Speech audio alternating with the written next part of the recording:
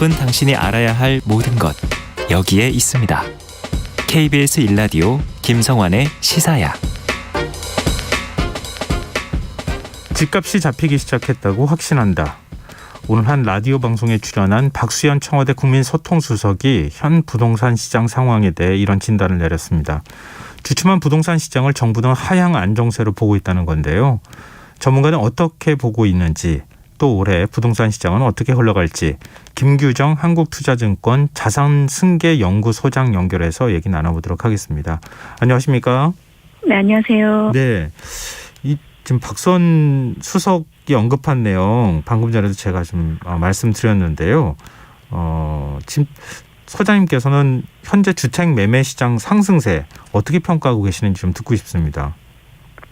네, 정부가 몇 차례 발언하고 있는 것처럼 가격 상승률 자체가 조금 하락한 건 사실이기는 합니다. 상승세가 둔화되고 있는 건 맞는데요. 네.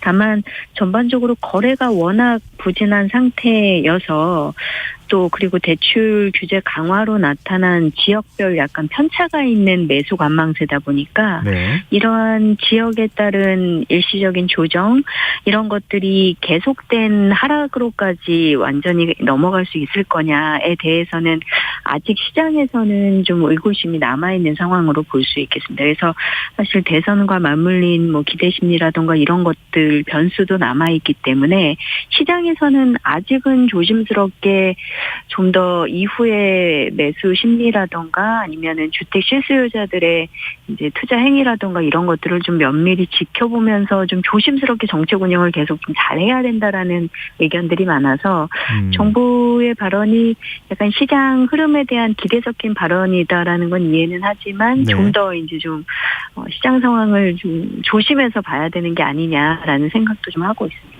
집값이 잡히기 시작했다라고 판단하기에는 좀 이르다 이런 말씀이신데요. 근데 인터넷 반응을 살펴보면 10억이 올랐는데 1억 떨어진다고 그게 하락이냐 뭐 이런 좀 불만도 있던데요. 한창 집값이 상승하던 때와 비교하면 어느 정도 수준입니까? 네, 올해 지난해 서울의 아파트 시장 뭐 구별로 상승률을 좀 분석한 자료들을 보면 네. 많이 오른 뭐 노원구라던가 이런 중저가 영끌 지역이라고 소위 꼽히는 지역들은 연간 상승률이 두 자릿수 20% 가까이 오르기도 했었거든요. 예. 그래서 고가 지역 같은 경우에는 실제로 금액상의 상승 폭이 훨씬 더 크기도 했고요. 그러다 보니 최근에 나타난 보합 전환이나 미세한 조정 수준으로 하락을 뭐 이렇게 좀 판단하기는 이르다라는 분석 혹은 뭐 말씀하신 것처럼 오른 수준에 비해서는 아직 미세한 조정이어서 하락이라고까지 자평하기는 좀 어렵다라는 불만들이 있는 건데요. 그래서 네. 이후에 이게 좀 매수자들 혹은 내 집 마련을 하려는 무주택자들이 만족할 수준으로 조정까지 가려면 뭐 공급 부분이라던가 아니면은 여러 가지 세제 관련된 변수라던가 이런 부분들을 조금 세심하게 조절을 해야 되는 게 아닌가 좀 판단을 하고 있습니다. 근데 지역별 차이에 대해서 잠깐 언급을 해주시긴 하셨지만 뭐 사실 강남은 똘똘한 한 채라 그래가지고 집값이 잘 안 빠지고 뭐 강북이나 서울 외곽 지역부터 먼저 집값이 많이 빠지는 것 아니냐 이런 것에 대한 불안 같은 게 좀 있는 것 같아요. 근데 그런 것들은 어떻게 지역별 차이에 대해서는 어떻게 전망하고 계세요?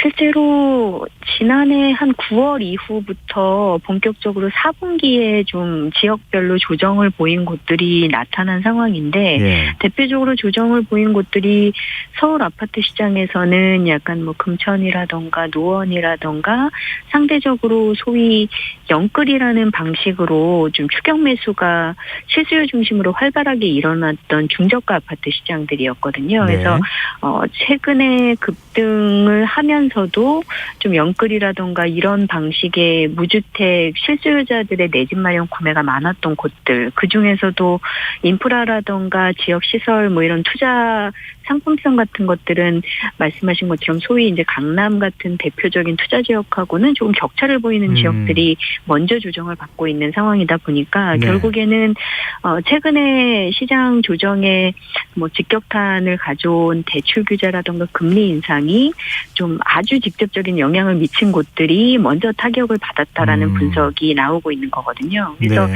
사실 강남권 같은 경우는 말씀하신 것처럼 장기 보유가 가능한 좀 자금 여력이 있는 분들이 뭐 세금 문제도 있고 하다 보니까 장기 보유 태세로 들어가서 버티고 있는 상황이다 보니까 뭔가 다른 변수가 출현해서 매물 출시가 되기 전까지는 조정이 그렇게 크지 않을 것으로 오히려 보고 있고요. 반면에 이렇게 좀 급등한 지역 중에서 대출 문제라던가 금리에 좀 더 먼저 영향을 받게 되는 실수요자들이 좀 무리해서 투자하신 지역들이 잘하면 올해 좀 더 많은 조정을 받을 가능성이 많아서 네.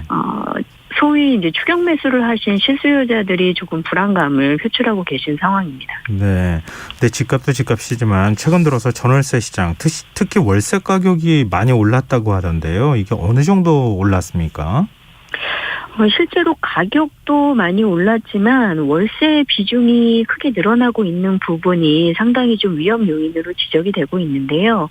아시는 것처럼 이제 전월세 상한제라던가 계약갱신 청구권 등 저희가 사용하면서 신규 아파트 전세 계약 가격이 많이 오르고 뭐 2중 3중 계약 가격 문제까지 벌어지면서 전세 가격 상승에 부담을 느끼신 분들이 또 연말에는 대출도 원활하지 못하면서 좀 반전세나 월세로 전환을 하신 경우들이 많이 늘어났거든요. 네. 그래서 임대 계약 시장에서 월세 계약 비중이 꾸준히 또 꽤 많이 빠르게 오르고 증가하고 있는 상황이고 가격 자체도 임대 가격이 오르는 상황에서 계속 상승세를 좀 보이고 있다 보니까 무주택 수요자분들 입장에서는 뭐 대출 문제도 있고 내 집 마련도 점점 요원해지는데 전세나 월세 가격도 이제 생활비 중에서 부담이 많이 늘어나고 있는 상황이어서 이에 대한 지원이라던가 좀 안정책에 대한 요구가 굉장히 높아지고 있는 상황이라고 볼 수 있습니다.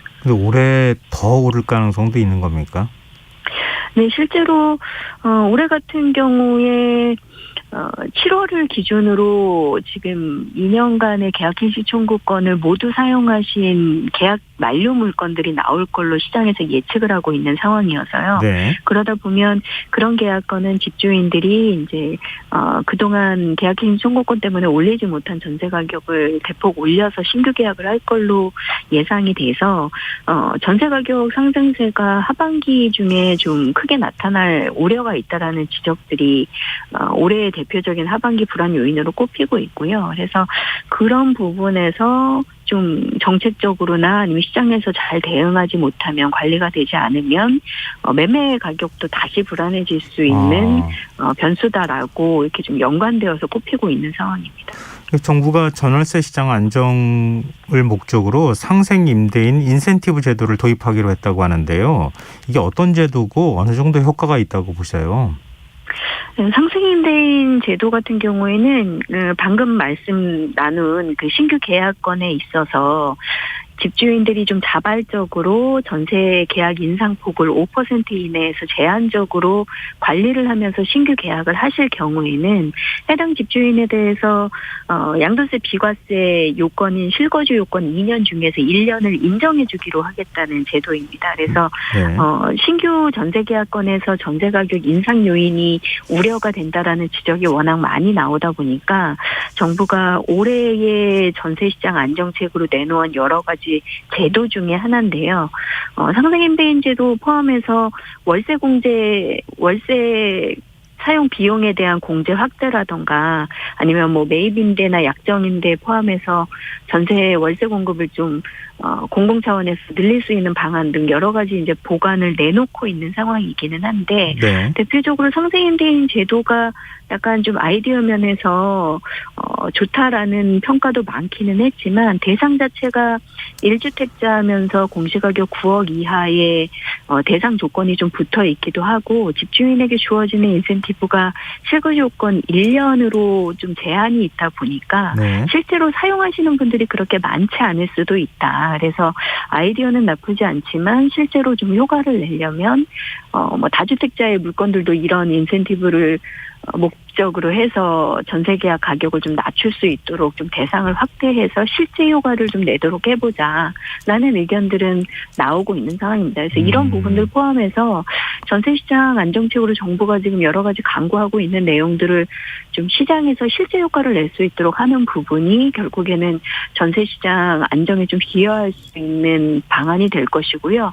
전세 시장 안정이 하반기까지 조금 유지가 돼야 매매 시장을 다시 재자극해서 가격 불안으로 가지 않도록 하는 방법이라고 볼 수 있겠습니다.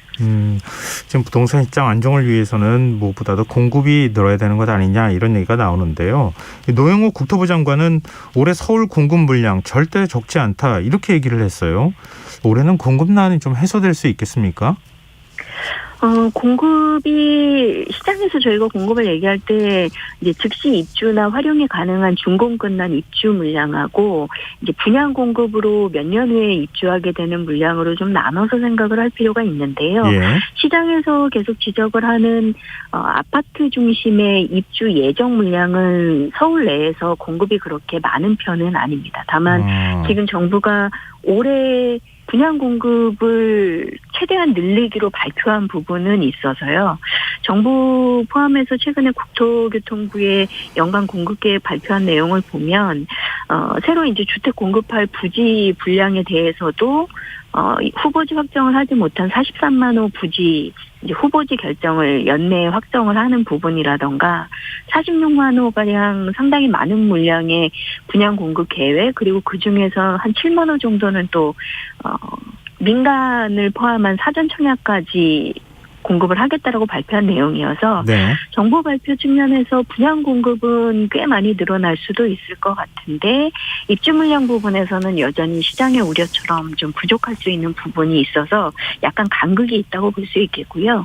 분양 공급 측면에서도 시장이 요구하는 약간 아파트 중심의 공급이나 도심의 아파트 공급 부분에서는 정부가 이제 계획하고 있는 방식이 공공 중심의 도심복합 개발 같은 것들인데 예. 후보지가 최근에 꽤 많이 발표가 되고는 있습니다만 네. 현장을 둘러본 소감으로는 여전히 이 지역 원주민과의 갈등 문제라던가 이런 것들이 꽤 우려되는 부분이 있어서 속도를 내는 부분이라던가 후보지들이 원활하게 사업이 진척되는 부분 보이는 데는 좀 세심한 관리가 여전히 좀 필요한 부분들이 남아있는 것 같습니다. 그래서 그 계획들이 현실화되면 당장은 어렵더라도 이제 한 2, 3년 후에 아파트 공급이나 이런 것들이 좀 꽤 많이 늘어날 수 있는 이제 시작점일 수는 있고요. 여전히 이제 입주 공급 같은 것들이 좀 부족한 부분들에 대해서는 시장에 우려가 있는 만큼 정부가 대한 주택 주거 물량들의 공급이라던가 아니면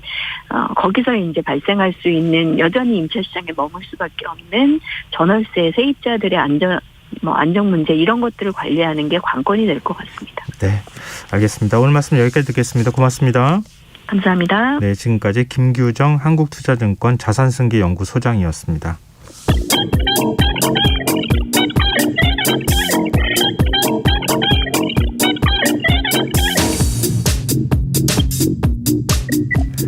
빅데이터로